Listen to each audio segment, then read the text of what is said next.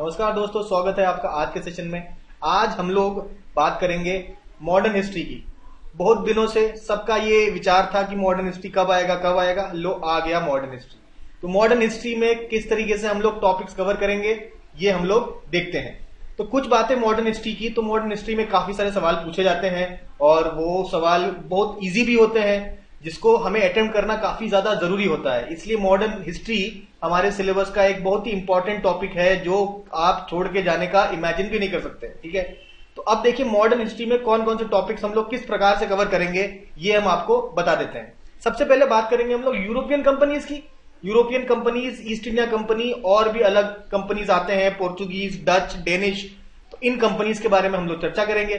फिर हम लोग बात करेंगे, अगली बात जो हम लोग करेंगे वो करेंगे ब्रिटिश कॉन्क्वेस्ट की, यानी कि सारे इंग्लिश कंपनीज में फाइनली ईस्ट इंडिया कंपनी का ही दबदबा रहता है और किस तरीके से ईस्ट इंडिया कंपनी आपके अलग अलग टेरिटरीज जीतती है इंडिया का।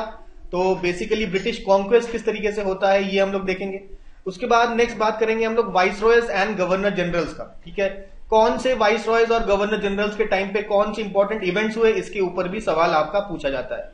फिर हम लोग बात करेंगे सोशियो रिलीजियस रिफॉर्म मूवमेंट, किस प्रकार से हमारा जो समाज है, देश का समाज, कौन कौन से उसके लीडर्स थे जिन्होंने सामाजिक न्याय या क्या कहते हैं हमारे सोशल या फैब्रिक में कौन कौन सी इविल्स आ गई थी, उनको दूर करने के लिए किन किनों ने मूवमेंट किया है, इसके बारे में बात करेंगे। इसके अलावा कुछ स्पेशल मूवमेंट जैसे कि लोअर कास्ट लोगों के साथ अच्छा व्यवहार नहीं हुआ करता था, तो उनके अपलिफ्टमेंट में किस किसने काम किया। इसके अलावा पीजेंट्स का काफी बुरा हाल था because of the policies of east India company, तो कौन कौन से पीजेंट रिवॉल्ट्स हुए ये भी देखेंगे। फिर हम लोग बात करेंगे ट्राइबल मूवमेंट्स की। ट्राइबल रीजन में भी किस तरीके से कंपनी की दखल अंदाजी की वजह से ट्राइबल्स को प्रॉब्लम होता है और वो भी एक रिवोल्ट करते हैं, तो ट्राइबल मूवमेंट्स के बारे में बात करेंगे। फिर आपका सिविल सोसाइटी की अपराइजिंग्स के बारे में हम लोग यहाँ पे बात करेंगे। तो ये सारे जो मूवमेंट्स, अपराइजिंग्स है, इससे एक सवाल तो आप मान के ही चलिए हर एग्जाम में आपसे पूछा ही जाता है, तो ये पढ़ना जरूरी भी होता है हमारे लिए। ठीक है, एक सवाल 100% इससे आएगा, तो इसको पढ़ना जरूरी है। और काफी सारे आपको ये मूवमेंट्स मिलेंगे, इसकी क्रोनोलॉजी याद करने की जरूरत है, लीडर्स याद करने की जरूरत है, तो ये एक इंपॉर्टेंट पोर्शन बन जाता है। फिर उसके बाद न्यूज़पेपर्स की बात करेंगे, कौन कौन से इंपॉर्टेंट न्यूज़पेपर्स किस किसने स्टार्ट किए, इसके ऊपर भी आप लोग आपके सवाल देखते हैं एग्जाम में। उसके बाद फाइनली हम लोग फ्रीडम मूवमेंट के बारे में बात करेंगे। फ्रीडम मूवमेंट में जो बची हुई चीजें बच गई हैं वो सब फ्रीडम मूवमेंट पे हम लोग देखेंगे। गांधी जी से पहले क्या सिचुएशन था, गांधी जी के बाद क्या सिचुएशन था, इंपॉर्टेंट जो मूवमेंट है, स्वदेशी मूवमेंट, क्विट इंडिया मूवमेंट, आपके ये सब मूवमेंट्स के ऊपर काफी सवाल पूछते हैं। इनकी क्रोनोलॉजी के ऊपर काफी सवाल पूछे जाते हैं, ये जानने की जरूरत है। इसके अलावा रेवोल्यूशनरी एक्टिविटीज के बारे में भी हम लोगों को पता चलेगा। तो ये सारे टॉपिक्स हम लोग लाइन से कवर करेंगे। तो आज के सेशन में हम लोग पढ़ेंगे यूरोपियन कंपनीज का शुभारंभ करेंगे। ठीक है, यूरोपियन कंपनीज के बारे में जानेंगे आज के सेशन में। तो बिना किसी देरी के स्टार्ट करते हैं हम आज का सेशन।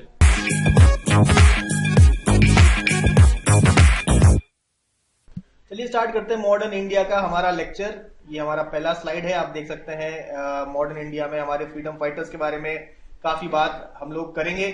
ठीक है, ये हमारे फ्रीडम फाइटर्स आप देख सकते हैं, रानी लक्ष्मीबाई, सुभाष चंद्र बोस, इन सब की बात हम लोग आज के सेशन में तो नहीं, आगे सेशंस में हम लोग ये इन सब की बात करेंगे। ठीक है, नेक्स्ट हम लोग बात करते हैं सबसे पहले आज की, वो है यूरोपियन कंपनीज के बारे में। तो यूरोपियन कंपनीज के बारे में बात करेंगे। तो सबसे पहली कंपनी जो हमारे देश में आती है वो है पोर्चुगीज। तो पोर्चुगीज आते हैं आपके 16 मई 1498 को। ठीक है, तो आता है एक एक्सप्लोरर जिसका नाम होता है वास्को ड गामा। तो वास्को ड गामा अपने साथ 3 शिप लाता है और इधर उधर भटकता हुआ कहता है कि भैया हमें इंडिया जाना है। उसके बाद उनकी मदद करने वाला एक इंडियन व्यापारी होता है जिसका नाम होता है अब्दुल मजीद कहता है कि वास्को ड गामा आइए, आप हमको हमारे साथ चलिए, हम आपको दिखाते हैं इंडिया कहां पर है। तो फिर वास्को ड गामा साथ में जाता है अब्दुल मजीद के और पहुंच जाता है कैलिकट, और कैलिकट में पहुंच के रियलाइज करता है कि आखिरकार उसका जो जर्नी था वो सफल हो गया, जिस काम के लिए वो बाहर निकला था वो सफल हो जाता है। और इस पॉइंट से स्टार्ट होता है direct sea relation between Europe and Asia. अब ये बात थोड़ी सी हम लोग को समझनी है, ये डायरेक्ट सी रिलेशन का क्या मतलब है, और ये जो वास्को ड गामा इतना घूमते घूमते इंडिया ढूंढने की इतनी ज्यादा कोशिश आखिर कर क्यों रहा था। ठीक है, तो वास्को ड गामा देखिए आपका कैलिकट में आता है 1498 में। वहां के राजा होते हैं किंग जमोरिन, तो आपका ग्रैंड रिसेप्शन करते हैं कि भैया वास्को डा गामा आ गया, आपका अंग्रेज आ गया, कोई अंग्रेज आ गया, यूरोप से आ गया। इन्होंने देखा नहीं था अंग्रेजों को, क्योंकि अंग्रेज पहुंच ही नहीं पाते थे इंडिया। अब देखिए कहानी समझते हैं स्टार्टिंग से। ऐसा क्यों हुआ कि आपका सी रूट की जरूरत पड़ी?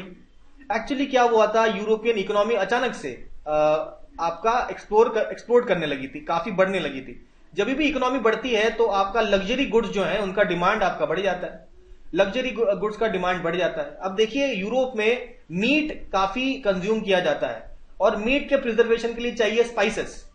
स्पाइसेस अगर लगा के उनको स्टोर किया जाता है तो वो उनका प्रिजर्वेशन अच्छा होता है। तो स्पाइसेस की जरूरत काफी ज्यादा होती है यूरोपियन कंट्रीज में।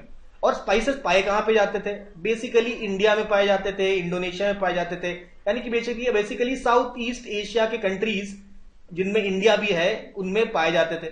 अब देखिए हुआ क्या, तो अब होता यह है कि आपका 1453 से पहले तक ऐसा होता था कि कॉन्स्टेंटिनोपल जो कि आपका टर्की में है, ठीक है, टर्की में है, वहां से लैंड रूट था। जैसे ये आपका यूरोप है, यहां पे आपका टर्की है, और टर्की के थ्रू आपका ये इंडिया पहुंच सकते थे लैंड रूट से, ठीक है।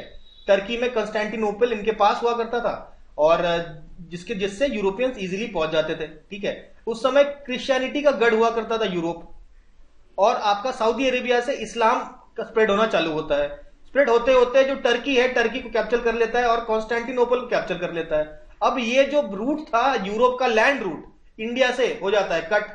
अब यूरोप को अगर कोई भी इंडिया का सामान खरीदना होता था तो टर्क से खरीदना होता था, और जो ज्यादा से ज्यादा पैसा इनसे डिमांड करते थे, ज्यादा खर्चा होता था, ठीक है। तो इसलिए उनको एक डायरेक्ट रूट चाहिए था। एक्चुअली लैंड रूट तो सारे ब्लॉक हो गए, क्योंकि यहां पे टर्की ने अपना एम्पायर जो है, ऑटोमन एम्पायर स्थापित कर लिया है, ठीक है।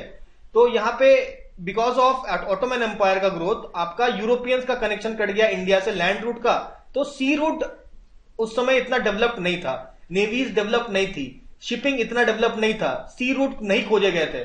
तो यहां से यूरोप सोचता है कि हमको सी रूट ढूंढना पड़ता है। तो यही हुआ क्या, 1453 में कॉन्स्टेंटिनोपल आपका कैप्चर कर लिया गया, सीरिया कैप्चर कर लिया गया, इजिप्ट कैप्चर कर लिया गया, यानी कि direct contact of Europe with India was cut, और टर्क्स और अरब बीच में आ गए थे, जिसके वजह से यूरोप ने सोचा, यूरोप के पास बेसिकली दो छोटे छोटे पोर्ट थे, इटली में वेनिस और जेनोआ, और इन पोर्ट से आप इंडिया तो पहुंच नहीं सकते, ठीक है। उस समय सुएज कैनाल भी नहीं था कि सुएज कैनाल के थ्रू आप इंडिया पहुंच जाए।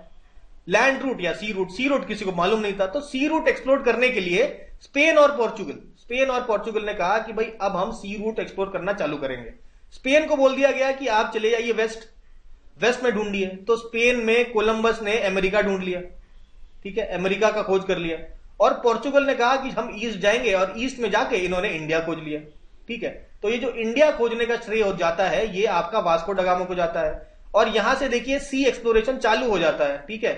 और पोर्चुगीज सबसे पहले इंडिया में आके पहुंचते हैं। अब देखिए क्वेश्चन, पहला सवाल जो कि एग्जाम पॉइंट ऑफ व्यू से इंपॉर्टेंट है, ये आपका क्रोनोलॉजी याद रखना पड़ेगा। सबसे पहले पोर्चुगीज आते हैं, फिर आते हैं डच, फिर आता है अंग्रेज, ईस्ट इंडिया कंपनी। अंग्रेजों के बाद उसके बाद डेनिश लोग आते हैं, डेनमार्क के, और फाइनली सबसे अंत में फ्रेंच आते हैं, ठीक है। तो ये पूरी क्रोनोलॉजी हमको ध्यान में रखनी है।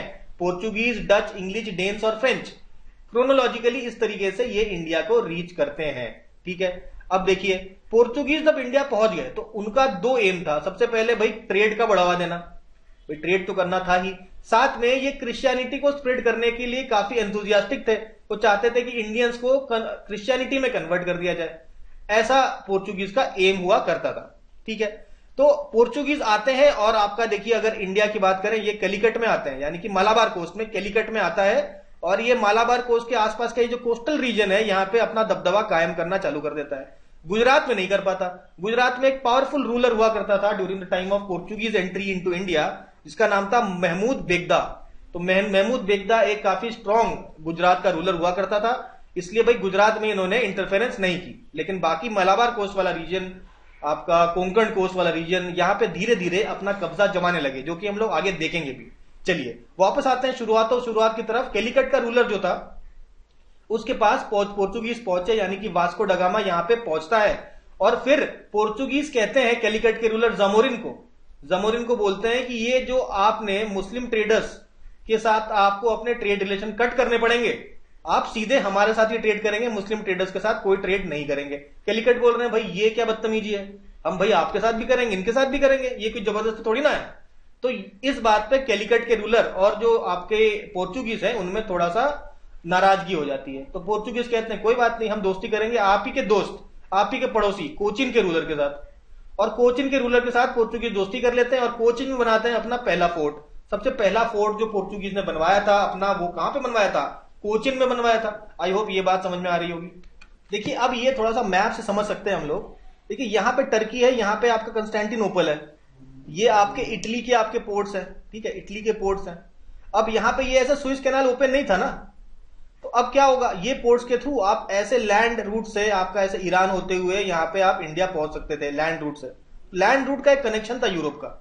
लेकिन जब आपका इजिप्ट चला गया, आपका सीरिया कैप्चर हो गया और टर्की भी कैप्चर हो गया, तो ये पूरे रीजन, ये जो पूरा रीजन था, ये आपका इस्लामिक रूल आ गया यहाँ पे। और इस्लामिक रूल है और यहाँ पे यूरोप में आपके क्रिश्चियंस हैं। तो उस समय क्रिश्चियंस और जो इस्लामिक रूलर्स हैं उनके बीच में लड़ाइयां होती थी।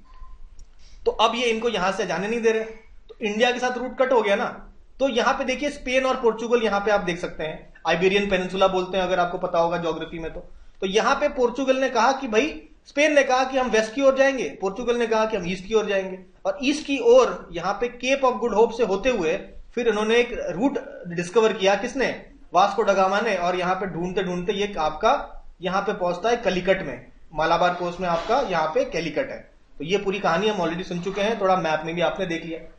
आगे हम लोग बात करते हैं, फिर से देखेंगे। 1498 में वास्को ड गामा इंडिया आता है, सबसे पहला विजिट, ठीक है। उसके बाद 3 साल बाद दोबारा आता है, मतलब यहां पे ट्रेड वेड करके खूब अमीर होके सेकंड विजिट मारता है 1502 में। और फिर यहां पे ट्रेडिंग सेंटर्स एस्टैब्लिश होता है। कहां कहां पे? कैलिकट में, उसके बगल में कोचिन में, उसके बाद कन्ननूर में और मैंगलोर में, ठीक है। ये ट्रेडिंग सेंटर्स होते हैं, 4 important trading centres of Portuguese. तो देखिए कैलिकट के राजा से थोड़ी सी बहसबाजी हो जाती है, तो ये 1503 में अपना पहला फोर्ट लगाते हैं कोचिन में और दूसरा फोर्ट लगाते हैं कन्ननूर में 1505 में, ठीक है। 1505 को पोर्चुगीज कहते हैं कि चलो यहाँ पे ट्रेडिंग सेंटर वगैरह सेट हो गया है, अब हम लोग एक गवर्नर भेजेंगे यहां से, जो कि ये सारे ट्रेडिंग सेंटर और ट्रेड को और अपने फोर्ट्स वगैरह को का ध्यान रखने के लिए हम एक गवर्नर भेजेंगे, ठीक है। और उनको कुछ पावर्स देके वो भेज देता है पोर्चुगीज। तो पहला गवर्नर पोर्चुगीज का जो आता है उसका नाम होता है Francisco de Almeida. Francisco de Almeida आता है 3 साल के लिए, देखिए 1505 से 1509 तक। उसके बाद 3-3.5 साल तक का रूल ये रहता है इनका। तो फ्रांसिस्को डी अल्मीडा कहता है कि देखिए हम लोग पायनियर्स हैं आपका शिप बिल्डिंग में, शिप्स वगैरह हमारे बहुत अच्छे हैं, ठीक है, और हमको क्या कहते हैं नेविगेशन वगैरह आता है। तो अब हम लोग दबदबा बनाएंगे इंडियन ओशन में, इंडियन ओशन में दबदबा बनाएंगे और किसी और को आने नहीं देंगे यहाँ पे, क्योंकि हम जानते हैं कि भाई इंडियन ओशन में जिसका दबदबा होगा ट्रेड पे उसका कब्जा होगा। तो इन्होंने स्टार्ट किया एक कार्टेज सिस्टम, जिसको कहते हैं ब्लू वाटर पॉलिसी। इस पॉलिसी के तहत उन्होंने कहा कुछ भी हो जाए हमें अपनी नेवी बहुत ज्यादा स्ट्रांग बना के रखनी होगी, जिसकी नेवी स्ट्रांग है वही ट्रेड को मोनोपोलाइज कर पाएगा, ठीक है। अब देखिए ये हुआ, तो अब कुछ लोगों को दिक्कतें हुई। देखिए जैमोरिन को दिक्कत हुई, जैमोरिन कह रहे हैं कि भाई हमने आपका स्वागत किया, इतना सेलिब्रेशन किया, आप दोस्ती बढ़ा रहे हैं कोचिन वालों के साथ, ये उनको अच्छा नहीं लगा। उसके बाद गुजरात का रूलर जो था वो भी पावरफुल था, उसने कहा कि भाई हमारा यहाँ साम्राज्य चलता था, एक नया पावर आ गया यूरोपियन, पोर्चुगीज। और इजिप्ट वाले तो मतलब वैसे ही कह रहे थे कि भाई ये तो पोर्चुगीज क्रिश्चियंस हैं, हमारे दुश्मन हैं। तो ये तीनों ने हाथ मिला दिया कि भाई दुश्मन का दुश्मन दोस्त, और ये तीनों लोग हाथ मिलाते हैं और लड़ाई करते हैं 1509 में। और कंबाइंड आर्मी पहली बार तो इनको सक्सेस मिलता है अल्मीडा के अगेंस्ट, लेकिन 1509 में, ठीक है, इजिप्ट का गवर्नर होता है मामलूक, ठीक है, तो ये लिखा है हमने। तो 1509 में ये तीनों लोग आपस में एक साथ अटैक करते हैं और इनकी कंबाइंड आर्मी को डिफीट किया जाता है बाय फ्रांसिस्को डी अल्मीडा। तो ये फ्रांसिस्को डी अल्मीडा इन अंत में, मतलब पहली लड़ाई में बेसिकली हार जाता था ये अल्मीडा, उसके बाद दोबारा जब लड़ाई होती है फिर इनकी कंबाइंड आर्मी को एक साथ हरा देता है फ्रांसिस्को डी अल्मीडा। तो ये 1509 में ये लड़ाई हुई थी, ठीक है। तो अल्मीडा के बाद अगला जो गवर्नर आता है, काफी फेमस गवर्नर है, जिसका नाम है अल्फोंसो, ये एफ ई नहीं है, अल्फोंसो एल्बकर्की आता है 1509 से 1550 तक ये रहता है गवर्नर। और इसी को अगर आप कहें he is the real founder of Portuguese power, Portuguese power का अगर कोई रियल फाउंडर था तो ये कोई नहीं बल्कि अल्फोंसो अल्बुकर्की को ही बोला जाता है। तो इसने 1510 में एक बड़ा काम करके दिखाया, इसने कैप्चर किया गोवा। गोवा उस समय बीजापुर के जो रूलर हुआ करते थे उसके अंडर हुआ करता था, उसको हरा के अल्बुकर्की कहता है कि गोवा अब से हमारा है। और गोवा काफी समय तक हमारा रहा, जब इंडिया इंडिपेंडेंट होती है और पोर्चुगीज को हराती है तब जाके गोवा इंडिया कैप्चर करती है। तो ये देखिए 1510 से लेके आपका 20th सेंचुरी तक गोवा आपका पोर्चुगीज के अंडर में ही होता है। और पहली बार इसको कौन जीतता है? अल्फोंसो अल्बुकर्की, जिसे हम लोग real founder of Portuguese power कहते हैं। तो देखिए पोर्चुगीज एक प्रकार से क्रिश्चियनिटी के प्रति काफी, क्रिश्चियनिटी को स्प्रेड करने के लिए वो काफी जागरूक थे और क्रिश्चियनिटी को स्प्रेड करना चाहते थे। तो अपने रूल में ये मुस्लिम्स को परसिक्यूट किया करते थे, ऐसे हमारे पास साक्ष्य है। इसके अलावा उस समय विजयनगर एम्पायर काफी पावरफुल हुआ करता था। विजयनगर एम्पायर के रूलर हुआ करते थे कृष्णदेव राय, जैसा कि हम लोग पढ़ चुके हैं और जानते हैं। तो 1510 में इन्होंने भटकल भी कैप्चर किया, कहां से, किन से? विजयनगर एम्पायर से, ठीक है। इसके अलावा इन्होंने सती को बैन किया था गोवा में सती बैन थी। इसके अलावा policy of marrying natives of India, तो पोर्चुगीज जो आते थे वो क्या कहते हैं, इंडिया में ही शादी किया करते थे, ठीक है, नेटिव्स के साथ शादी किया करते थे। ये भी एक पॉलिसी आप अल्बुकर्की का लाया था अपने साथ। तो ये 1515 में अल्बुकर्की जाता है, उसके बाद पोर्चुगीज का रूल रहता है। और उसके बाद जो फेमस गवर्नर जिनके बारे में हमें जानना है वो है नीनो द कूना। नीनो द कूना 1529 से 1538 तक गवर्नर बन के रहता है। और इसके टाइम पे कुछ इंपॉर्टेंट चीजें होती हैं, क्या होती हैं देखेंगे। सबसे पहले बात करते हैं, कैपिटल शिफ्ट कर देते हैं। देखिए सबसे पहला फोर्ट लगा था कोचिन में, हम लोग जानते हैं। First fort of Portuguese was in Cochin. Cochin capital हुआ करता था पोर्चुगीज का, लेकिन नीनो द कूना के टाइम पे कोचिन से शिफ्ट होके गोवा को कैपिटल बना दिया गया। देखिए यहां पे दो बातें समझनी है। गोवा का जो कैप्चर किया था वो अल्बुकर्की के टाइम पे हुआ था 1510 में, लेकिन गोवा को कैपिटल बना दिया जाता है during the time of Nino the कूना, ठीक है। 1530 के आसपास ऐसा होता है। 1535 की बात करें तो ये दीव और बेसिन, ठीक है, जो कि पहले बहादुर शाह का टेरिटरी हुआ करता था, उसको कैप्चर कर लेता है। बहादुर शाह बेसिकली परेशान इसलिए था क्योंकि हुमायूं के साथ उसकी लड़ाई चल रही थी। तो हुमायूं की लड़ाई में वो मदद चाहता था पोर्चुगीज का, और इस मदद के बदले दीव और बेसिन बहादुर शाह ने पोर्चुगीज को दे दिया, लेकिन उसका कुछ फायदा नहीं हुआ।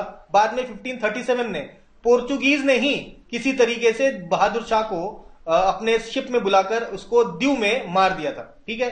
तो बेसिकली ये दीव और बेसिन देने का कुछ खास फायदा बहादुर शाह हुआ नहीं, पोर्चुगीज के हाथों ही बहादुर शाह मारा जाता है। 1559 में, अब यहाँ पे नीनो द कूना हो गए, उसके बाद 1559 की बात आते हैं। दमन कैप्चर होता है बाय द पोर्चुगीज। पोर्चुगीज दमन को भी अपने अंडर ले लेते हैं, ठीक है। ये वाली बात हमको समझ में आ गई। पोर्चुगीज में ये सारे इंपॉर्टेंट जो आपके गवर्नर्स हैं वो हमको ध्यान में रखने होंगे। देखिए अभी तक पोर्चुगीज की कहानी हमने समझी, जब पोर्चुगीज ने सारे जितने भी अपने ट्रेडिंग सेंटर्स थे आपके कौन से कोस्ट में स्थापित किए थे। तो आपका यहाँ पे क्या eastern coast, sorry western coast है। वेस्टर्न कोस्ट में मोस्टली सारे पोर्ट्स थे, फोर्टिफाइड पोर्ट्स थे, मतलब काफी सारे फोर्ट्स भी बनाए यहाँ पे। लेकिन ईस्टर्न कोस्ट में इनका जो ट्रेडिंग सेंटर्स है स्टार्ट कब होता है, जब बंगाल का रूलर महमूद शाह से ये परमिशन मांगते हैं फैक्ट्री ओपन होने का। ये 1536 में इनको मिल जाती है परमिशन। तो 1536 में ये चिटगांव और सतगांव ये दो फैक्ट्रीज आपका बंगाल में ओपन करते हैं, ठीक है। अच्छा ये मालाबार कोस्ट से क्या सप्लाई करते थे, ये ब्लैक पेपर की ट्रेडिंग किया करते थे। मतलब ब्लैक पेपर यहाँ इंडिया से आपका यूरोप लेके जाया करते थे और वहां पे सेल करते थे। तो अब ईस्ट कोस्ट में इन्होंने चिटगांव और सतगांव 1536 में खोला। इसके अलावा अकबर, मुगल बादशाह अकबर से हुगली में इन्होंने अपनी फैक्ट्री ओपन की। फिर शाहजहां से इन्होंने बंडल भी एक जगह है वेस्ट बंगाल में, वहां इन्होंने फैक्ट्री ओपन की। लेकिन ईस्ट कोस्ट में इन्होंने कोई भी फैक्ट्री में फोर्टिफिकेशंस नहीं किए। फोर्टिफिकेशन मोस्टली आपके वेस्टर्न कोस्ट में ही आपको देखने को मिलेंगे। चलो अकबर के साथ जो मीटिंग है इसकी चर्चा थोड़ी सी कर लेते हैं। तो 1572 में अकबर बुलाता है इनको, भाई चिट्ठी भेजता है गोवा, कहता है कि अपने जो भी क्रिश्चियनिटी के जानकार जो भी प्रीस्ट हैं उनको भेजिए। तो एंटोनियो मोन्सेराटे आता है 1579 से 1583, अपना 3-4 साल रहता है यहाँ पे, ठीक है। और अकबर से बादशाह एक्चुअली उस समय दीन इलाही रिलीजन चालू करना चाहते थे, तो जितने भी रिलीजियस लोग हैं उनसे आके बुलाते थे और चर्चा वगैरह करते थे। तो इन्होंने एंटोनियो मोंजेराट को भी बुलाया चर्चा के लिए। तो भाई इनको 2 प्रीस्ट के साथ ये पहुंचे। पहला मिशन आता है ये, इसमें एंटोनियो मोंजेराटे के साथ दो प्रीस्ट थे, उनका नाम था फ्रांसिस्को एनरिकेज और रोडोल्फो एक्वावीवा। तो ये तीनों लोग डिस्कस वगैरह करते हैं, फिर चले जाते हैं 1583 में। तो उसके बाद दीन इलाही स्टार्ट हो जाता है। उसके बाद अकबर को फिर चर्चा करने को मन करता है, तो फिर 1590 से 1592 बुला लेते हैं।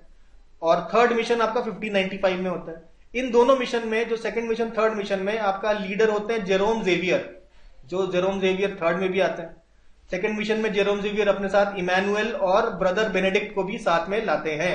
तो ये सारे डिस्कशंस होते हैं अकबर की। भाई अकबर तो भाई रिलीजन को समझने की कोशिश कर रहा था, ठीक है, नया रिलीजन जो उसे लॉन्च करना था। लेकिन जो पोर्चुगीज चाह रहे थे कि अकबर को अगर क्रिश्चियनिटी में कन्वर्ट कर दिया जाए, फिर तो भाई पूरे इंडिया में बहुत लोग क्रिश्चियन कन्वर्ट हो जाएंगे। तो भाई इस यही सोच से आपके जो पोर्चुगीज प्रीस्ट है ये अकबर से मिलते हैं। तो अकबर इनका बहुत अच्छा खासा टाइम वेस्ट करते हैं, ठीक है। बेसिकली 3 बार मिलने के बाद भी अकबर कहते हैं कन्वर्ट नहीं हो रहा मैं, ठीक है। तो ये बात पहली बार कब मिले थे? कैम्बे में मिले थे अकबर और पोर्चुगीज, ठीक है। तो ये बात हो गई। जहांगीर ने पोर्चुगीज को कहा था कि एक बड़ा चर्च आप खोल लीजिए लाहौर में, तो लाहौर में एक बड़ा चर्च खोल लेते हैं। तो जहांगीर के टाइम पे हम देखेंगे पोर्चुगीज का टक्कर लेने के लिए ईस्ट इंडिया कंपनी पहुंच गई है।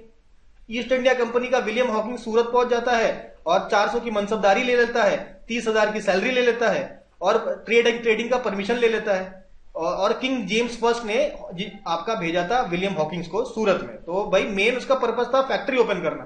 भाई फैक्ट्री ओपन करने की अनुमति नहीं मिलती तो आप मतलब पूरी इज्जत फुल मिलता है, लेकिन फैक्ट्री खोलने की अनुमति नहीं मिलती। क्यों नहीं मिलती? क्योंकि भाई आपका पोर्चुगीज जो है दबाव बना के रखते हैं कि भाई इनको आप फैक्ट्री खोलने की इजाजत मत दीजिए। तो 1611 में अपना मुंह लटका के चला जाता है विलियम हॉकिंग्स और ये पोर्चुगीज का दबदबा कंट्रोल करने में बेसिकली एक फैक्ट्री खोलना चाहता था, उसकी अनुमति नहीं ले पाता और 1611 में वापस चला जाता है। फिर कुछ बातें ऐसी होती है कि फिर आपका मुगल्स पोर्चुगीज को कम सपोर्ट करने लगते हैं और ब्रिटिशर्स को ज्यादा सपोर्ट करने लगते हैं। वो इवेंट क्या हुआ था वो हम लोग बाद में देखेंगे, ठीक है। अब पोर्चुगीज की बात करते हैं। तो पोर्चुगीज बढ़िया यहाँ पे एकदम खुश रहते हैं। ये 1608 की बात है जहांगीर के टाइम पे।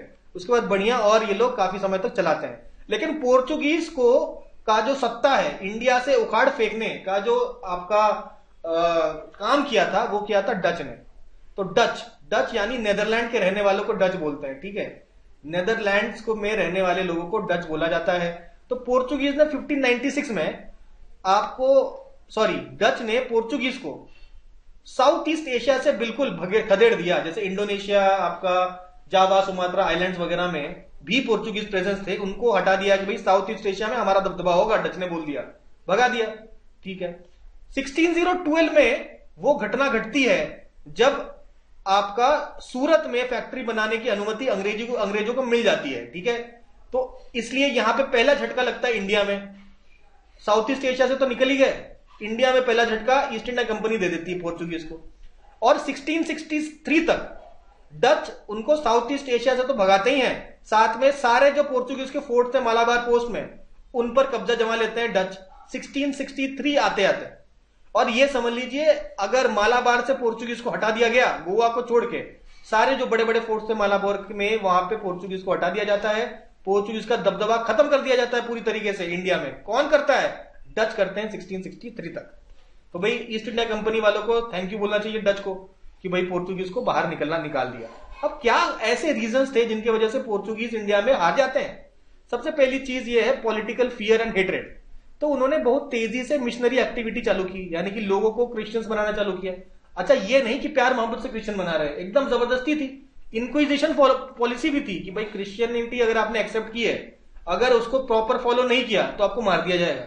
इतने क्रूर तरीके से इन्होंने क्रिश्चियनिटी का स्प्रेड करना चालू किया, तो जिससे ऑब्वियसली लोग क्या इनके अगेंस्ट हो जाएंगे। हाँ, लोगों में काफी हेट्रेड थी पोर्चुगीज के अगेंस्ट, तो लोगों का सपोर्ट नहीं मिला। इसके अलावा पोर्चुगीज के अलावा इजिप्ट में भी पावरफुल रूलर आ गए, पर्शिया में पावरफुल रूलर आ गए, ठीक है। नॉर्थ इंडिया में आपके पावरफुल रूलर आ जाते हैं और उसके आसपास मराठा पावर भी धीरे धीरे राइज करती है। नॉर्थ इंडिया में मुगल्स पावरफुल हो जाते हैं। तो इस कारण आसपास जो बड़े बड़े लीड अगर आपके पावरफुल एनिमीज हो जाएंगे तो भी आपका सर्वाइवल डिफिकल्ट हो जाएगा। और ईस्ट इंडिया कंपनी और जो डच है इनसे उनको चैलेंज मिलने लगा बहुत तगड़ा, ठीक है। अभी 100 साल तक तो उन्होंने फुल एंजॉय किया, यानी कि 16th सेंचुरी आपका 1498 में आ गए थे और 1498 से पूरा 16th सेंचुरी आपका 1500 तक पूरा दबदबा रहा पोर्चुगीज का। उसके बाद 1600 में जाके यूरोपियन कंपनीज जागते हैं और वो भी इंडिया में ट्रेड करना चालू करते हैं, और वो चैलेंज सबसे पहले ईस्ट इंडिया कंपनी और डच ईस्ट इंडिया कंपनी से इनको मिलता है। और फाइनली डच, हमने देखा डचों ने तो भाई पोर्चुगीज को हर जगह से उखाड़ फेंका है, ठीक है। इसके अलावा पोर्चुगीज का जो फोकस था वो शिफ्ट हो गया अभी ब्राजील में। उन्होंने कहा कि चलो यार साउथ ईस्ट एशिया को रखने दो डच को, इंडिया पे रूल करने दो ईस्ट इंडिया कंपनी को, हम लोग फोकस करते हैं ब्राजील में। तो वेस्ट में फोकस करने लग गए, तो यहां से फोकस भी शिफ्ट कर देते हैं। इसके अलावा पोर्चुगीज में काफी करप्शन, सेल्फिशनेस और करप्ट ट्रेड प्रैक्टिसेस स्टार्ट हो गई।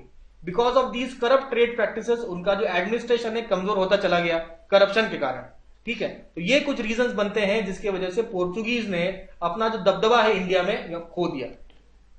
फिर नेक्स्ट ईस्ट इंडिया कंपनी की बात करते हैं। सबसे पहले बात कर ली हमने पोर्चुगीज की, अब हम लोग बात करते हैं डच ईस्ट इंडिया कंपनी की, ठीक है। चलिए, जो डच ईस्ट इंडिया कंपनी को बोलते थे the United east India company of the Netherlands, तो इतना बड़ा नाम था इनका, ठीक है।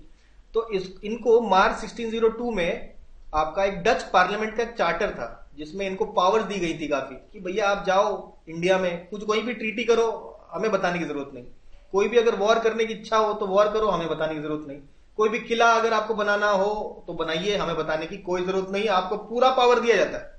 तो इस पावरफुल डच पार्लियामेंट ने काफी एक पावरफुल कंपनी बना के इंडिया में भेजा गया, जिससे बोला गया Dutch east India company of Netherlands, sorry the United east India company of the Netherlands. तो इंडिया में आते हैं, सबसे पहला फोर्ट लगाते हैं मसूलीपट्टनम में। यहां पे ध्यान देने वाली बात है, अगर आपसे बोले पोर्चुगीज ने सबसे पहला फोर्ट कहां लगाया था, आप कहेंगे कोचिन में। आपसे बोला जाएगा डच ने सबसे पहला फोर्ट कहां लगाया था, आप कहेंगे मसूलीपट्टनम में। आप कहेंगे ब्रिटिशर्स ने यानी कि ईस्ट इंडिया कंपनी ने सबसे पहला फोर्ट कहां लगाया था, तो सूरत में। तो ये पहले फोर्ट्स आपको याद रखने होंगे।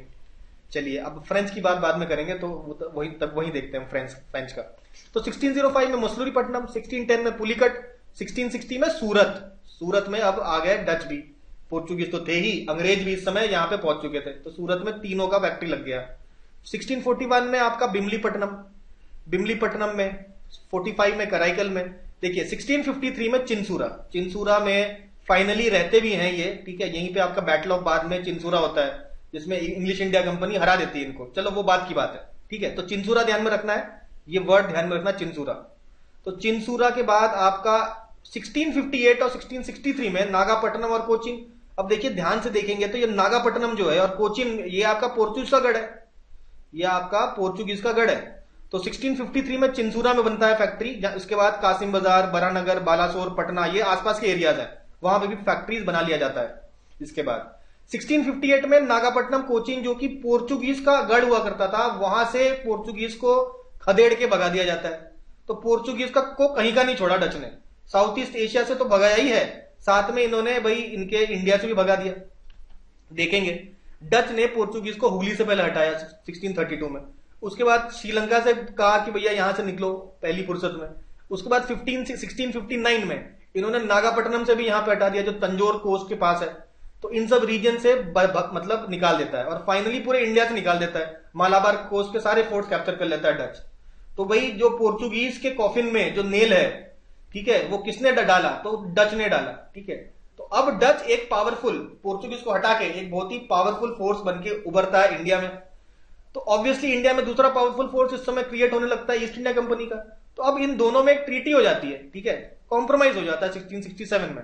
अच्छा, बिफोर दिस कॉम्प्रोमाइज एक एम्बियोना नाम का जगह है इंडोनेशिया में, जहां पे डच ने अपना गढ़ बनाया था। किसको हरा के? ऑब्वियसली पोर्चुगीज को हरा के, ठीक है। पोर्चुगीज को हटाया था ना साउथ ईस्ट एशिया से, तो हटाया था। 1605 में ये अब अम्बियोना कैप्चर कर लेते हैं इंडोनेशिया का। इसी अम्बियोना में 1623 में 10 इंग्लिशमैन और 9 जापानीज को मार देते हैं ये लोग, ठीक है। और इंडोनेशिया में मोनोपोलाइज कर लेते हैं ब्लैक पेपर और स्पाइसेस का, मतलब बेसिकली ब्लैक पेपर और स्पाइसेस का मोनोपोली इस समय डच ईस्ट इंडिया कंपनी के पास हो गया था। तो 1667 में अंग्रेजों ने कॉम्प्रोमाइज कर दिया, कहा कि हम लोग आपस में लड़ेंगे, कोई फायदा नहीं।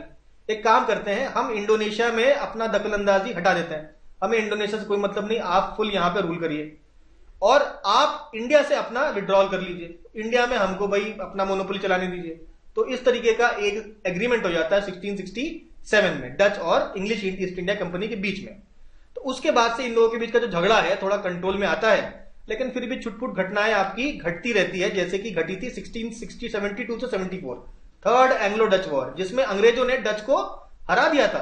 कहां पे? मलय आर्किपिलागो, ये मलेशिया का जो रीजन है, ये मलय आर्किपिलागो में हरा दिया था। तब जाके डच तो थोड़ा सा शांत होता है। ठीक है, इसके बाद आपका हम देखेंगे बैटल ऑफ बेदारा होता है आपका। ये बैटल ऑफ बेदारा कह लीजिए, या बैटल ऑफ हुगली, या बैटल ऑफ चिंसूरा, जो मर्जी कह लीजिए। ये होता है फाइनल बैटल नवंबर 1759 में। इसके बारे में हम लोग जब बंगाल का कॉन्क्वेस्ट बताएंगे फिर दोबारा से इसकी चर्चा करेंगे। अभी के लिए समझ लीजिए कि आखिरी लड़ाई होती है 1759 में, जहां डच लोग यहां से छोड़ के चले जाते हैं पूरी तरीके से। तो डच बेसिकली ज्यादातर ट्रेड किसमें क्या करते थे? Silk, cotton, Indigo, opium, rice. तो ये कुछ, इसको याद नहीं करना, देख लीजिए बस। ठीक है, इसके बाद देखिए हम लोग देखते हैं हुआ क्या, पूरा सिचुएशन क्या था। हमने देखा लेट 16th सेंचुरी में पूरा तरीके से पोर्चुगीज का दबदबा था। उसके बाद स्पेन और बेसिकली स्पेन और पोर्चुगीज डोमिनेट करते थे पूरे वर्ल्ड ओवर। ठीक है, उसके बाद इंग्लिश ईस्ट इंडिया कंपनी ने इनको चैलेंज करना चालू किया। कब? जब इनका थोड़ा आत्मविश्वास बढ़ा। जब फ्रांसिस ड्रेक करके एक एक्सप्लोरर था जिसने पूरे वर्ल्ड का चक्कर लगा दिया, सरकम नेविगेट कर दिया वर्ल्ड का। 1577 से 1580 के बीच में 3 सालों में इन्होंने पूरे अर्थ का चक्कर लगा दिया। तो लोगों को कॉन्फिडेंस बढ़ा ना कि हाँ भाई, शिप बिल्डिंग और जो नेविगेशन में हम कुछ अच्छा कर सकते हैं। इसके अलावा 1588 में जो अंग्रेजों ने आपके स्पेनिश आर्माडा, यानी कि स्पेन के आर्माडा को हरा दिया, स्पेन को हरा दिया, तो इससे अंग्रेजों का कॉन्फिडेंस और ज्यादा हाई हो गया। कहा कि चलो अब हम टक्कर ले सकते हैं। तो इसके बाद से जाके इनका एक्सप्लोरेशन चालू होता है, इंग्लिश का पावर ग्रो करता है, और ये जो स्पेन और पोर्चुगीज का पावर कम होता है, दिखता है हमको। अब देखिए इंग्लिश ईस्ट इंडिया कंपनी की बात करेंगे हम लोगों ने पोर्चुगीज देख लिया, हम लोगों ने डच देख लिया। अब हम लोग आते हैं ईस्ट इंडिया कंपनी में। जैसा कि हम लोग ऑलरेडी जानते हैं कि जहांगीर के टाइम पे कैप्टन हॉकिंस आते हैं। ये देखिए कैप्टन हॉकिंस ये आते हैं, और इनका मिशन था एस्टैब्लिश फैक्ट्री एट सूरत। लेकिन पोर्चुगीज कहते हैं ऐसे कैसे आप सूरत में फैक्ट्री खोल लेंगे, हम तो यहां बैठे हैं। तो इसका मिशन हो जाता है अनसक्सेसफुल, और ये नवंबर 1611 में चला जाता है। जहांगीर इस समय फेवर कर रहा था पोर्चुगीज को। ठीक है, ये बेसिकली जहांगीर कोर्ट में आता है अप्रैल 1609 में, जेम्स फर्स्ट ने भेजा हुआ। ये सब बातें हम ऑलरेडी जानते हैं। तो जहांगीर इस समय देख रहा था कि भाई हमें पोर्चुगीज का सपोर्ट करने की जरूरत है, क्योंकि पोर्चुगीज तो बड़े पावरफुल है। देखिए जहां जिसके पास होती है शक्ति उसी का होता है सम्मान। तो जहांगीर इसलिए पोर्चुगीज का सम्मान कर रहे थे। ठीक है, इसलिए फैक्ट्री खोलने की अनुमति नहीं मिलती है कैप्टन हॉकिंस को। फिर कुछ बदलता है, क्या बदलता है देखेंगे। उससे पहले हम लोग देखेंगे ईस्ट इंडिया कंपनी का जो है चार्टर आपका क्वीन एलिजाबेथ ने 31 दिसंबर 1600 में रेडी कर दिया था। कहा कि जाइए इंडिया में ट्रेड करिए और आपको फुल मोनोपोली रहेगी इन ट्रेड। 15 साल तक की मोनोपोली करके इनको भेज दिया गया। ठीक है, अब पहले हॉकिंस आते हैं। हॉकिंस के बाद 1612 में आपके आते हैं थॉमस बेस्ट। थॉमस बेस्ट जब आते हैं तो इसने पोर्चुगीज को हरा दिया। अब यहां पे जब पोर्चुगीज हार गई तब जहांगीर ने कहा कि अरे ये तो बात उल्टी हो गई। हम तो मान रहे थे कि ये जो पोर्चुगीज है नेवी इनका बेस्ट है, लेकिन ये क्या, ईस्ट इंडिया कंपनी आती है और इनको नेवल बैटल में हरा देती है। इसका मतलब पावर किसके पास ज्यादा है? ईस्ट इंडिया कंपनी के पास। तब जाके जहांगीर ने बोला कि एक काम कर लो, 1638 में आप अपना सूरत में खोल लो फैक्ट्री, कोई दिक्कत नहीं। तो अब पहली बार 1613 में सूरत में फैक्ट्री खोल लेता है ईस्ट इंडिया कंपनी। फिर 1615 में आता है थॉमस रो। थॉमस रो को भी जेम्स वन ने ही सेंड किया था, और 1650 से लेके 1619 तक रहता है और जहांगीर के कोर्ट में, और 3 जगह फैक्ट्री अपना खुलवा लेता है। कहां पे? तो गुजरात में जो 2 जगह, गुजरात में सूरत तो था ही, साथ में भरूच और अहमदाबाद में और फैक्ट्री को लगा लेता है। और फिर आगरा जो कि कैपिटल हुआ करता था इस समय मुगल्स का, वहां भी फैक्ट्री खोल लेता है। ठीक है, तो आगरा में भी इसने फैक्ट्री खोल ली और परमिशन मांग ली कि ये फ्री ट्रेड कर सकते हैं, बिना किसी एग्जम्पशंस के, बिना किसी टोल के ये ट्रेड कर सकते हैं। और ये पावर इनको जहांगीर ने भी दी, और जहांगीर के टाइम में खुर्रम का फरमान भी इनको मिल गया। खुर्रम बेसिकली आपका है जहांगीर के टाइम पे शाहजहां, जिसका जहांगीर के टाइम पे नाम था खुर्रम। ठीक है, राजा बनने के बाद फिर शाहजहां नाम लेता है। तो उससे भी फरमान मिलता है, और ये अपना मस्त toll free tax free trade अपना चलाते रहते हैं इंडिया में। अब बात करेंगे हम लोग, सबसे पहला फैक्ट्री साउथ इंडिया में लगाया था 1616 में। सबसे पहला फैक्ट्री सूरत में, सबसे पहला साउथ इंडिया का फैक्ट्री ईस्ट इंडिया कंपनी लगाती है मसूलीपट्टनम में। ठीक है, जहां पे डच अपना पहला फैक्ट्री लगाता है। तो ये भी पता है कि मसूलीपट्टनम में was the first factory of Dutch. East India company 1616 में लगाती है first factory in south India. ठीक है। फिर देखिए आपका भारूच अहमदाबाद की जो फैक्ट्रीज हैं गुजरात में, उसको 1623 तक आपका करा दिया गया था फोर्टिफाइड। तो ये आपको जेम्स रो को मिली थी ना जहांगीर से, अब इसमें फोर्ट बन गया है।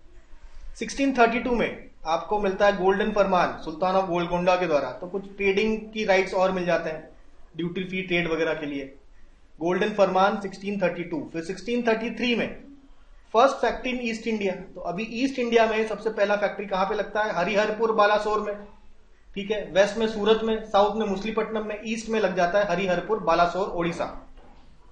उसके बाद आते हैं 1640 में। तो 1640 तक आप देखेंगे गुजरात में और आपका ईस्ट इंडिया में आपका में फैक्ट्रीज लगती हैं, लेकिन मेन आपका रहता है आपका सूरत ही।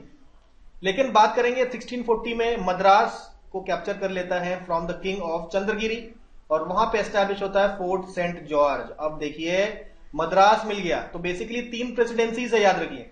एक आपका कैलकाटा प्रेसिडेंसी, एक आपका बॉम्बे प्रेसिडेंसी, एक आपका मद्रास प्रेसिडेंसी। तो मद्रास प्रेसिडेंसी सबसे पहला प्रेसिडेंसी जो क्रिएट होता है वो मद्रास में क्रिएट होगा, फोर्ट सेंट जॉर्ज बना था, ठीक है। और चंद्रगिरी के राजा को हराकर मद्रास मिलता है 1640 में ईस्ट इंडिया कंपनी को। तो 1640 में याद रखिए यहां पे मद्रास मिल जाता है ईस्ट इंडिया कंपनी को। आगे अगर बढ़ेंगे हम लोग तो फिर बात करते हैं अब शाह शुजा की। शाह शुजा आपका बंगाल का सूबेदार हुआ करता था।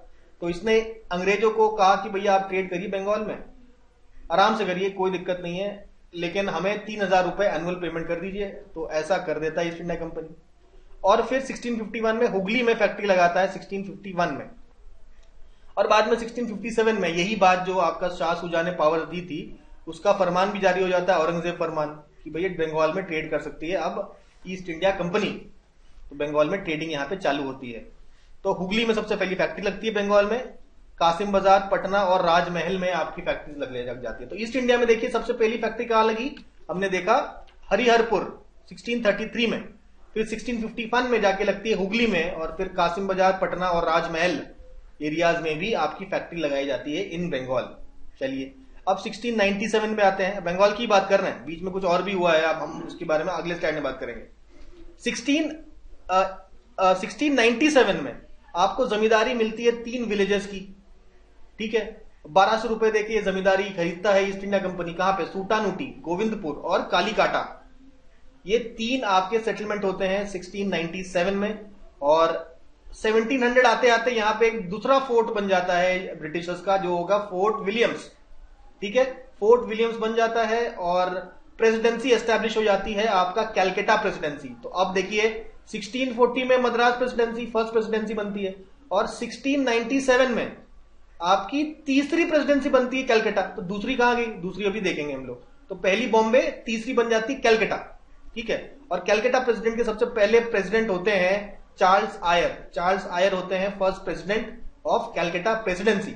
और फोर्ट विलियम हो जाता है ईस्टर्न मोस्ट, जो आपका बेसिकली कैलकाटा प्रेसिडेंसी का हेडक्वार्टर्स कहां पे एस्टैब्लिश है? Fort Williams Calcutta. चलिए सिटी ऑफ कैलकाटा बनता है, 3 जो आपके विलेजेस हैं सूटानूटी, गोविंदपुर और कालीकाटा मिलके बन जाता है सिटी ऑफ कैलकाटा।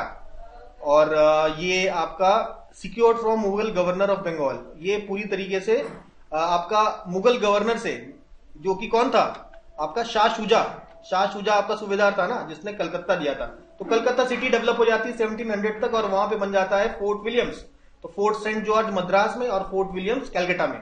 और ये ब्रिटिश का जो सीट ऑफ पावर रहता है 1911 तक। 1911 हम जानते हैं कलकत्ता से शिफ्ट होकर दिल्ली बन जाता है कैपिटल। तो 1700 से लेकर 1911 तक, यानी कि करीबन 200 साल तक seat of the British power was fort Williams Calcutta. चलिए अब भाई कैलकाटा के बीच में कुछ कहानी होती है। 1640 में मद्रास मिलता है और 1697 में कैलकाटा मिलता है, ठीक है। इसके बीच में आपको मद्रास मिल जाता है। कैसे? 1662 में जो इंग्लैंड के राजा चार्ल्स सेकेंड, उनकी शादी होती है प्रिंसेस कैथरीन से, जो कि पोर्चुगल की प्रिंसेस थी। अभी इस समय तक पोर्चुगीज के कंट्रोल में था बॉम्बे, और एज डाउरी बॉम्बे दे दिया जाता है टू इंग्लैंड।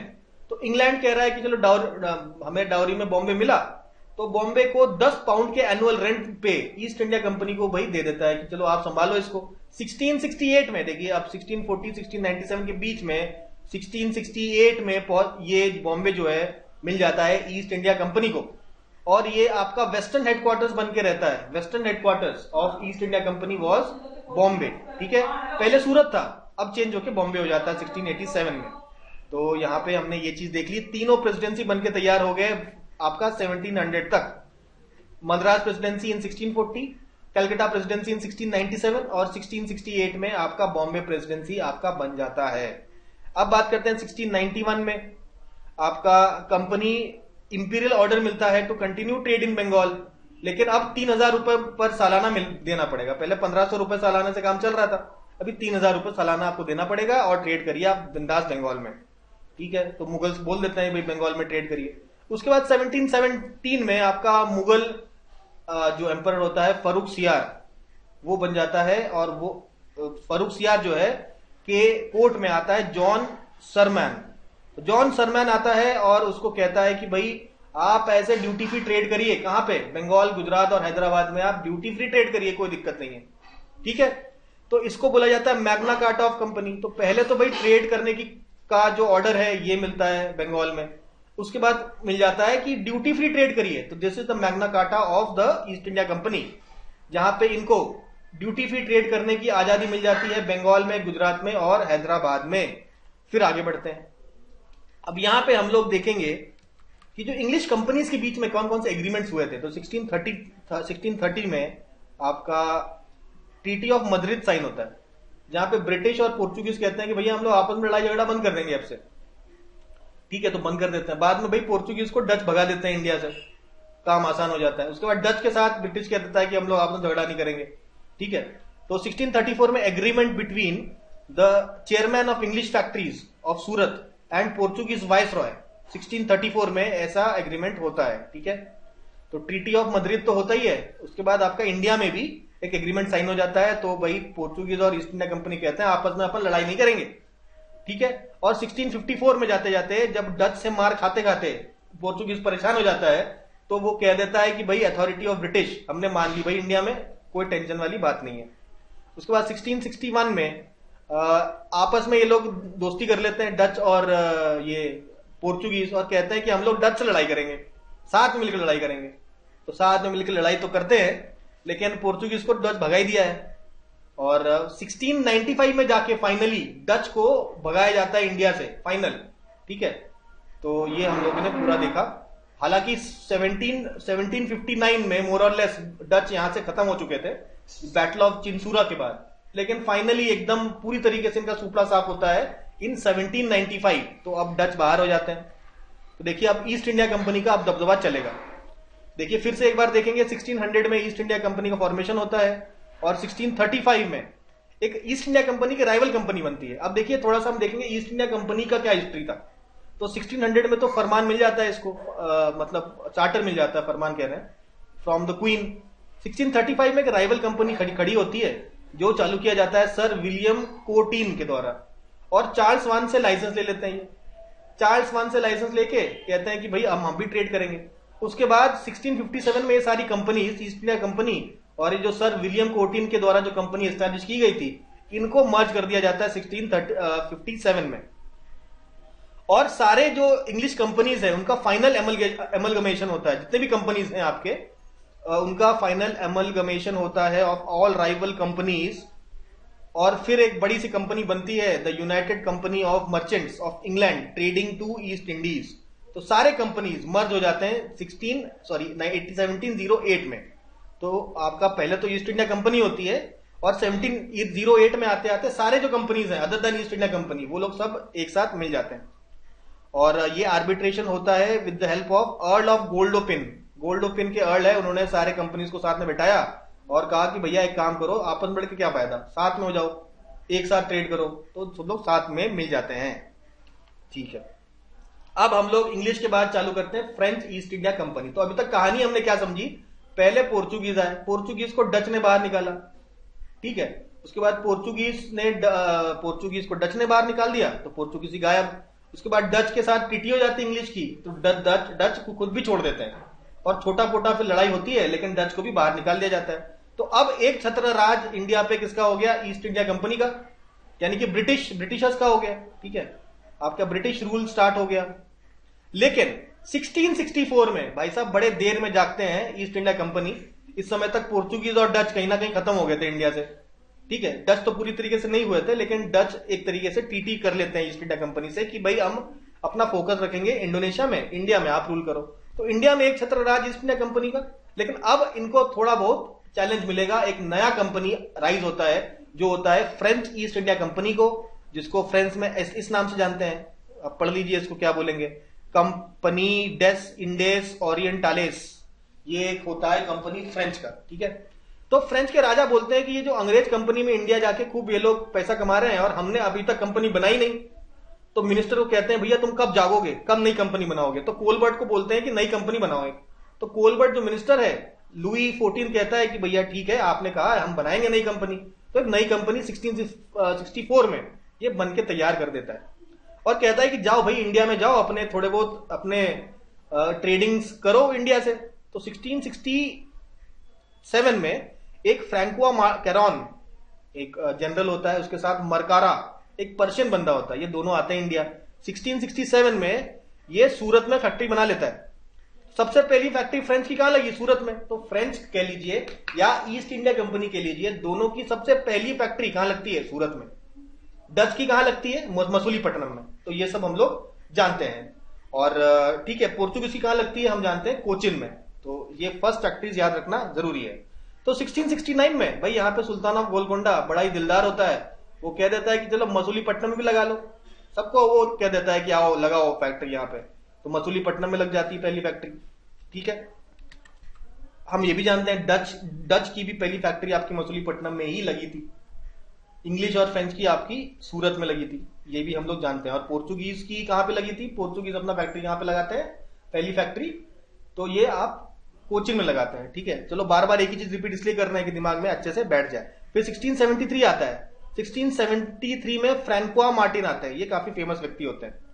तो ये इनको पहले चंदन नगर में 1673 में ही शाइस्ता खान जो मुगल सब सूबेदार ऑफ बंगाल होता है उस समय का, वो कहता है भाई चंदन नगर में आप अपना फैक्ट्री लगाइए, कोई दिक्कत वाली बात नहीं। उसके बाद आपका पुडुचेरी आपका शेर खान लोधी होता है, वो गवर्नर ऑफ वल्लीकोंडापुरम, जो कि बेसिकली बीजापुर सुल्तान के अंतर्गत आता है। तो गवर्नर ऑफ वल्लीकोंडापुरम शेर खान लोधी पुडुचेरी दे देते हैं फ्रैंकुआ मार्टिन को, कहते हैं कि भाई आप यहाँ फैक्ट्री लगाइए। और यही पुडुचेरी बनती है पोर्चुगीज पावर का हेडक्वार्टर्स ऑफ द पोर्चुगीज आपका बन जाता है पुडुचेरी। और इसको काफी ये मजबूत किला बना देते हैं इंडिया में। और फाइनली 1674 में इंडिया 1954 में ये अपने अंदर ले लेता है, हरा देता है पोर्चुगीज को, सॉरी फ्रेंच को बाहर निकाल देता है पौंडीचेरी से। ठीक है, तो पुडुचेरी लिखा है, उस समय तो पौंडीचेरी ही नाम था ना। तो पौंडीचेरी चला जाता है, हेडक्वार्टर्स ऑफ फ्रेंच बन जाता है। ठीक है, अब भाई बढ़िया से ट्रेड वेड हो रहा था, तो यहाँ पे ट्रेड ये लोग करते हैं, लेकिन इतना इनकम नहीं कर पाते हैं, इतना ज्यादा ट्रेड में इनको मुनाफा नहीं हो पाता है। तो दोबारा ये कहते हैं कि अब फ्रेंच कंपनी को दोबारा से रीऑर्गेनाइज करने की जरूरत है। तो रीऑर्गेनाइज किया जाता है और उसके बाद से financial position of the French improve हो जाती हैं इनकी आपकी फाइनेंशियल पोजीशंस रीऑर्गेनाइज होने के बाद। और 1721 में रीऑर्गेनाइज होने के बाद इन्होंने मॉरिशियस भी कैप्चर कर लिया है। तो मॉरिशियस को आपका किसने कैप्चर किया था? फ्रेंच ने। ठीक है, अभी के टाइम में भी आप देखेंगे ना, मॉरिशियस रीजन में एक आइलैंड है रियूनियन आइलैंड करके, ये आपका फ्रेंच का टेरिटरी है। तो इसी से समझ सकते हैं हम लोग। तो मॉरिशियस जो आइलैंड्स है ये फ्रेंच ने कब्जाया था। तो 1520 से 1540 में अच्छा खासा पैसा बनाते हैं रीऑर्गेनाइज होने के बाद। उसके बाद 1720 से 1742 के बीच में दो गवर्नर आते हैं। ठीक है, गवर्नर आते हैं लेनोर और डुमास। तो ये इन्होंने काफी अच्छा काम करते हैं और इनका एम होता है केवल भाई हम लोग ट्रेड करेंगे, कोई लड़ाई झगड़ा हमको करना ही नहीं है, मस्त पैसा कमाने आए हैं, पैसा कमाएंगे, कोई लड़ाई झगड़ा नहीं करेंगे। 1742 में नया गवर्नर आता है, गवर्नर ऑफ पौंडीचेरी, उसका नाम होता है डुप्लेक्स। अब डुप्लेक्स के आने के बाद डुप्लेक्स कहता है केवल ट्रेड करेंगे हमें मजा नहीं आएगा, हम थोड़ा सा पॉलिटिकल ऑब्जेक्टिव से पूरा करेंगे, हम लोग यहाँ पे जगह को कब्जाने का काम भी करेंगे। ठीक है, तो अब ऐसा होता है 1742 में डुप्लेक्स आता है और उससे पहले ही आपके कर्नाटिक वॉर्स चालू हो जाते हैं। तो देखिए फ्रेंच के साथ बहुत ही तगड़ी लड़ाई होती है ब्रिटिशर्स की, और इन लड़ाइयों को एक नाम दिया जाता है कर्नाटिक वॉर्स। अब कर्नाटिक वॉर्स नाम क्यों दिया जाता है? उसका सबसे बड़ा रीजन ये होता है कि सबसे पहले कर्नाटिक में ही ये लड़ाइयां चालू हुई थी और कर्नाटिक के आपके राजा के सक्सेशन की लड़ाई यहां पे स्टार्ट होती है। इसके वजह से लड़ाइयों का नाम होता है कर्नाटिक वॉर्स, जो कि बेसिकली कोरोमंडल कोस्ट है। तो कोरोमंडल कोस्ट वाला रीजन को ही कर्नाटिक भी बोलते हैं, ठीक है। तो 1740 से 1748 के बीच में होते हैं कर्नाटिक वॉर्स। 1742 में डुप्लेक्स आता है, वो अपना पॉलिटिकल एम्बिशंस दिखाता है और 1746 में मद्रास कैप्चर कर लेता है। आप ये समझ लीजिए कि मद्रास प्रेसिडेंसी जो तीसरी प्रेसिडेंसी थी, कह सकते हैं दूसरी प्रेसिडेंसी, सॉरी पहली प्रेसिडेंसी जो मद्रास बनता है 1640 में आपका, उसको फ्रेंच कैप्चर कर लेती है 1746 में। बहुत बड़ा लॉस यहां पे ईस्ट इंडिया कंपनी का हो जाता है, ठीक है।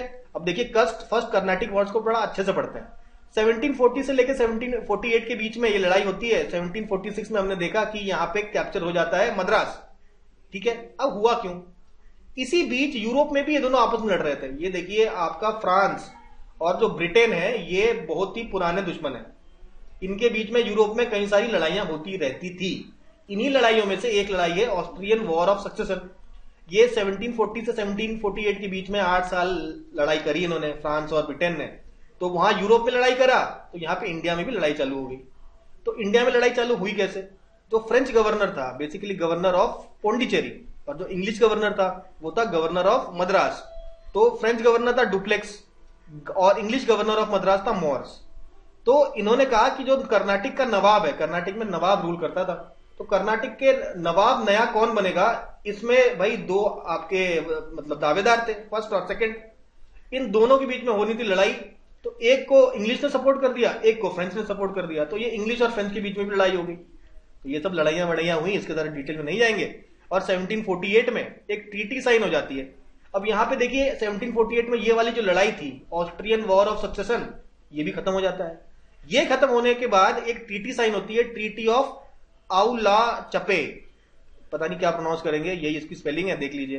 तो ये जो आउला चपले है, तो इस ट्रीटी के अनुसार ये लोग कहते हैं कि जो मद्रास कैप्चर कर लिया था फ्रांस ने, वो इंग्लैंड को वापस दे दिया जाए, यानी कि ब्रिटिशर्स को वापस दे दिया जाए, और इसके बदले में नॉर्थ अमेरिका की जो टेरिटरी है वो फ्रांस को दे दी जाएगी।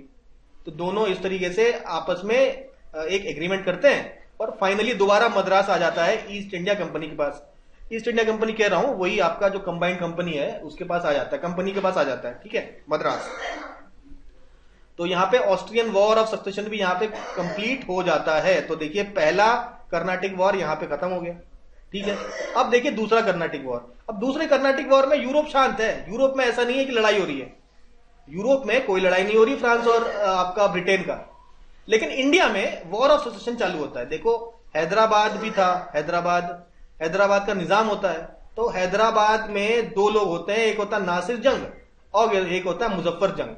तो नासिर जंग को इंग्लिश सपोर्ट करते हैं और मुजफ्फर जंग को फ्रेंच सपोर्ट करते हैं। उसके बाद कर्नाटक में भी सेम आपका सिचुएशन होता है। कर्नाटक में आपका सक्सेशन की लड़ाई चालू होती है, किसके बीच में, अनवरुद्दीन के बीच में और चंदा साहिब के बीच में, ठीक है। अनवरुद्दीन को अंग्रेज सपोर्ट करते हैं, चंदा साहिब को फ्रेंच सपोर्ट करते हैं। तो देखा जाए मुजफ्फर जंग और चंदा साहिब को सपोर्ट करता है फ्रेंच, और नासिर जंग और अनवरुद्दीन को अंग्रेज सपोर्ट करते हैं। तो में लड़ाइयां हो रही हैं। यूरोप में बिल्कुल शांति है।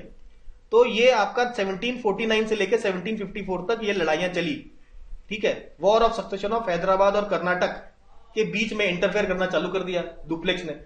तो देखो ये जो लड़ाई से जब 1754 में खत्म होती है तो डुप्लेक्स को वापस बुला लिया जाता है। कहा जाता है कि तुम बिना मतलब के भाई साहब लड़ाई कर रहे हो, ट्रेड करने आए तो चुपचाप ट्रेड कर दे, तुम तो लड़ाइयों में लग गए। उसको वापस बुला लिया जाता है और गॉड यू, एक नया गवर्नर होता है, उसको अपॉइंट कर दिया जाता है। और 1755 में फिर एक ट्रीटी होती है, ट्रीटी ऑफ पौंडीचेरी, ठीक है। तो दोनों फिर यहां पे शांति हो जाती है, ट्रीटी ऑफ पौंडीचेरी। लेकिन 1755 में ही अब यूरोप में इनका लड़ाई दोबारा चालू हो जाता है, 7 ईयर्स वॉर। अब भाई 7 ईयर्स वॉर यूरोप में चालू होगा, इंडिया में क्या होगा, इंडिया में होगा थर्ड कर्नाटिक वॉर। तो इस ड्यूरेशन में आप देखेंगे इंडिया में आपका तीसरा कर्नाटिक वॉर चालू होता है 1758 टू 1763। और देखिए आपका यूरोप में भी लड़ाइयां चालू हुई है 1755 में। तो इंडिया में कैसे बचा रहेंगे? तो इंडिया में ये भेजते हैं नया गवर्नर, नाम होता है काउंट डी लैली। काउंट डी या कॉम्ट डी लैली भी बोलते हैं इसको। तो कॉम्ट डी लैली, ये COMT या काउंट डी लैली जो भी बोल लीजिए। तो ये काउंट डी लैली आता है आपका फ्रांस का, और ये कैप्चर कर लेता है, आते ही अपनी पूरी पावर से कैप्चर कर लेता है फोर्ट सेंट डेविड और फोर्ट ऑफ विजयनगरम। तो यहां अंग्रेजों को आता है गुस्सा, अंग्रेज कहते हैं अच्छा ठीक है तुम फोर्ट कैप्चर कर रहे हो, तुम्हारा नेवी को डिफीट कर देंगे। तो इनकी जो फ्रेंच आर्माडा थी, यानी कि फ्रेंच नेवी थी, वो था अंडर एडमिरल डी आश, ठीक है, ACHE, एडमिरल डी आश के अंतर्गत था। मसूलीपट्टनम में इन्होंने भाई फ्रेंच को पटक के हरा दिया नेवल बैटल में। तो फ्रेंच भाई घबरा गए, कहे कि ये क्या हो गया भाई, नेवल लड़ाई तो हम हार गए। उसके बाद कुछ और बातें होती हैं, फाइनल लड़ाई होती है बैटल ऑफ वॉन्डीवॉश। बैटल ऑफ वॉन्डीवॉश में काउंट डी लैली की लड़ाई होती है आयरकूट के साथ, और बहुत ही तगड़ी लड़ाई होती है और काफी टाइम तक चलती है। और फाइनली आपका जनवरी 16 1761 में, देखिए 1761 में बैटल ऑफ वॉन्डीवॉश होता है, जिसमें काउंट डी लैली हार जाते हैं, आयरकूट जीत जाता है। तो आयरकूट फिर आपका पौंडीचेरी पे अटैक करता है और काफी समय तक पौंडीचेरी को काउंट डी लैली प्रोटेक्ट करके रखता है, लेकिन फाइनली सरेंडर कर देता है जनवरी 16 1761 में। और पौंडीचेरी भी लूज करता है, जिंजी भी लूज करता है, माही भी लूज करता है। काउंट डी लैली को प्रिजनर बना के लंदन ले जाया जाता है और बाद में इनकी हो जाती है ट्रीटी ऑफ पेरिस 1763 में। और 1763 में काउंट डी लैली को बोलते हैं जाओ भैया फ्रांस में चले जाओ। और ट्रीटी ऑफ पेरिस में कुछ बातें बताई जाती है कि इसमें पहले तो उनसे कहते हैं कि भी पौंडीचेरी आप रखना चाहते हो, लो भाई पौंडीचेरी में आप रह लो, इसके अलावा आप कोई फोर्टिफिकेशन नहीं करेंगे इसके बाद, ठीक है। देखिए क्या बात होती है, 3 कर्नाटिक वॉर्स हुए ना फ्रांस और इंग्लैंड के बीच में, भाई पहला हुआ, दूसरा हुआ, तीसरा हुआ, तीसरा खत्म होता है बैटल ऑफ वॉन्डीवॉश और फ्रेंच इसमें पूरी तरीके से हार जाते हैं। ट्रीटी ऑफ पेरिस होती है। ट्रीटी ऑफ पेरिस देखिए, पहले में ट्रीटी ऑफ ऑगला चपेल होता है, ठीक है, जो भी प्रोनाउंसिएशन है। उसके बाद दूसरे में आपका ट्रीटी ऑफ पौंडीचेरी होता है 1755 में, कंक्लूसिव होता है, कोई जीतता नहीं है कोई हारता नहीं है। ट्रीटी ऑफ पेरिस होता है, इसमें हार जाता है आपका फ्रेंच। और ट्रीटी ऑफ पेरिस में उनको कहते हैं कि चलो आप रख लो, पौंडीचेरी रख लो, कोई बात नहीं, लेकिन कोई भी आप फोर्ट इसके बाद बनाना नहीं बंद कर दोगे और केवल अपना कमर्शियल पर्पस ही चलाओगे, ट्रेडिंग करोगे और कोई भी अपने जितने भी पॉलिटिकल एम्बिशंस को हैं उनको आप घर ले जाइए, ठीक है, खत्म कर दीजिए। तो इस तरीके से फ्रेंच को भी आपका 1763 तक आते आते फ्रेंच को भी पूरी तरीके से हरा दिया जाता है। और यहाँ पे एकमात्र यूरोपियन कंपनी इंडिया में रह जाती है, वो है आपका ब्रिटिश ईस्ट इंडिया कंपनी, ठीक है। चलिए कुछ बात कर लेते हैं कि फ्रेंच था तो पावरफुल, हारा क्यों। तो पहली बात यह है, ब्रिटिश का जो नेवल स्ट्रेंथ था वो काफी ज्यादा था, मिलिट्री स्ट्रेंथ भी काफी ज्यादा था। इसके बाद ब्रिटिश के पास कई सारे पोर्ट्स थे, मद्रास ले लीजिए, बॉम्बे ले लीजिए, कलकत्ता ले लीजिए, 3 पोर्ट्स थे, ठीक है। और नया बैटल ऑफ प्लासी जीता था। बैटल ऑफ प्लासी जीत के काफी पैसा आ गया था, रॉयल ट्रेजरी ऑफ बंगाल भी इनके हाथ लग गया था, तो उनके पास पैसा ही पैसा था। तो और फ्रेंच के पास इतने फाइनेंशियल रिसोर्सेस नहीं थे। फ्रेंच के पास केवल एक पौंडीचेरी थी और लेकिन ब्रिटिश के पास 3 अलग अलग पोर्ट थे, तो तीनों साइड से इनको सपोर्ट मिल रहा था, लेकिन इनके पास केवल एक पौंडीचेरी ही था। तो ये सारे रीजन बनते हैं जिसकी वजह से फ्रेंच आपका इंडिया में हरा नहीं पाता ब्रिटिशर्स को, ठीक है। इसके बाद फाइनल ईस्ट इंडिया कंपनी की बात करेंगे, वो है Danish east India company. Danish मतलब डेनमार्क वाले। तो डेनमार्क वाले एकदम शांति प्रिय लोग थे, 1660 में एस्टैब्लिश करते हैं, कोई लड़ाई दंगा नहीं करते हैं। एक फैक्ट्री बनाते हैं 1620 में, कहां पे, ट्रैंक्वी बार में, तंजोर के पास, ईस्टर्न कोस्ट में, और वहीं पे रहते हैं। इसके अलावा इनका मेन सेटलमेंट आपका श्रीरामपुर कलकत्ता के पास है, वहां पे ये सेटल हो जाते हैं, कोई लड़ाई नहीं करते और मिशनरी एक्टिविटीज में लेकिन लगे रहते हैं, मतलब क्रिश्चियनिटी स्प्रेड करने के लिए काफी मेहनत करते रहते हैं, कोई लड़ाई झगड़ा नहीं करते, केवल ट्रेड करते हैं और ट्रेड भी इतना नहीं करते जितना वो मिशनरी एक्टिविटीज में आपके संलग्न रहते हैं। तो डेनिश फैक्ट्रीज जो है, बाद में डेनिश कहते हैं कि चलो भाई ब्रिटिशर्स को अपने फैक्ट्रीज बेच दो। 1845 में सारे अपने फैक्ट्रीज को बेच के आपका डेनिश इंडिया छोड़ के चले जाते हैं।